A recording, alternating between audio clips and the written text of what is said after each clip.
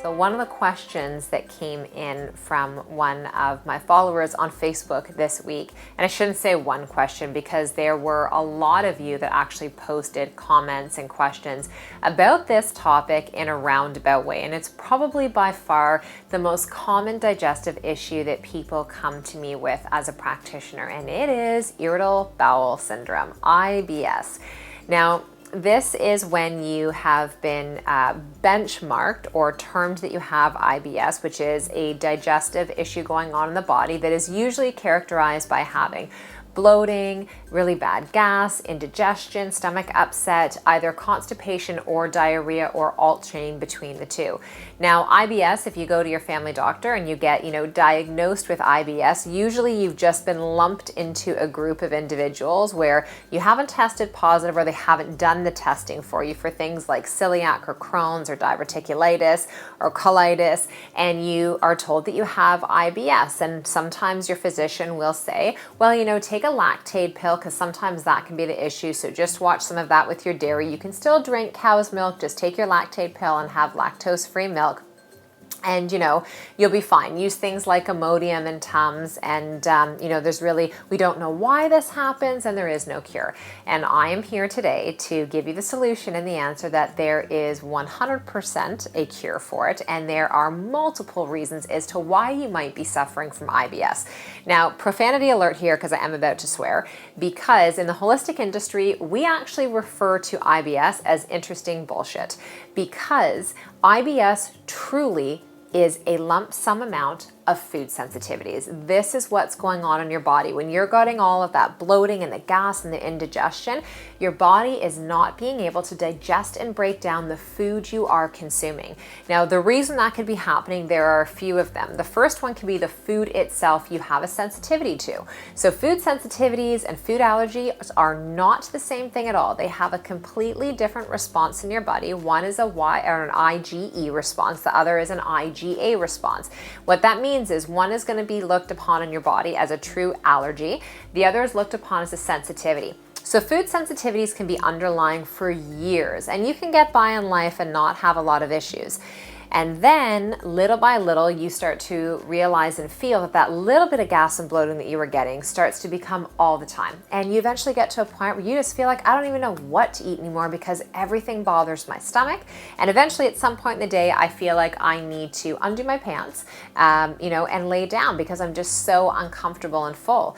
The other issue is that if you have weak digestion. So you need to be taking enzymes in through your food, which is why it's so important that you're not overcooking your food and boiling your food and microwaving your food, and that you're getting some raw foods into your body so that you're getting raw, live enzyme energy into your body.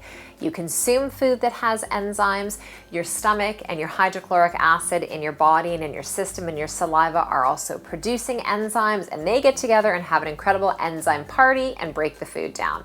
What ends up happening is that if you are choosing foods that are cooked too often or that are processed or high in sodium and sugar and fat and really aren't healthy for us and full of a lot of preservatives and artificial coloring and sweeteners and so on, what happens is you start to actually quelch your body's internal fire, the heat, that agni, that digestive burning that is starting to break up the food so that you can release all of the nutrients within it and actually absorb all of that into your body and into your cells, which is going to lead towards increased energy, more beautiful skin, more vibrant hair, and just more energy in your life and in your everyday, and digestive ease, not upset. The problem being is that when you start to take these things in and your body's not getting any help from any of these vital enzymes, it kind of works like this. You put the food into your mouth, the food that's been cooked or processed, which is considered ultimately to be known as being a dead food. It doesn't have any enzyme activity anymore. And the problem with that is that you take it in and the food gets down and the stomach says, okay, I got my enzymes here at the party, where's your enzymes? And the food's like, oh, I didn't bring the enzymes, I cooked all the enzymes out. And your body will say, you know what, don't worry about it, there's more than enough enzymes here to go around. I'll take it on, I'll be able to manage and break you down, we'll still get the nutrients, we'll be fine. Your body can do this so many times before eventually you keep showing up with food to the party and you don't bring any enzymes with you, and your body just says, you know what, forget this, like I can't do this all the time. I'm overworked, I can't keep producing all of the enzymes for everyone. So, essentially kind of screw you. I'm gonna start to bloat you and cause indigestion and gas because the food's gonna sit there and start to putrefy and ferment. That is what's actually happening with an irritable bowel syndrome situation and an underactive digestive system. The gas and the bubbling that you hear and the discomfort that you feel and the bloat that you get, and you'll often hear yourself say, I feel like my last meal is just sitting there in my stomach. It quite literally is just sitting there. And what happens is over time, the bacteria and that fermentation starts to set in, which is what causes the excessive rumbling and the upset. And your body's just like, we need to get this out stat. So you'll end up with diarrhea, or you have the opposite effect where now the bowels have become sluggish as well, and the food sits there and you get impacted with feces, right? You actually have 28 feet of intestinal tract. 28 feet. And you actually have to push your poop up your ascending colon and across the transverse and down before it makes its way fully through your GI system into the colon and out of the body. So it's so important that you understand that you need to get those food sensitivities out. How do you know what you're sensitive to? You can listen to the signs and symptoms of your body. Some practitioners would recommend doing an elimination diet. For me, I always have my clients who I really believe have sensitivities. I don't like to waste time. I want to get you results fast and I want you feeling good fast. So I recommend getting either bioelectric impedance testing done for your food sensitivity or getting the blood testing done. Depending on the practitioner you go to, you're looking at an investment of either $150 to anywhere between $250 and $400, depending on who you go to.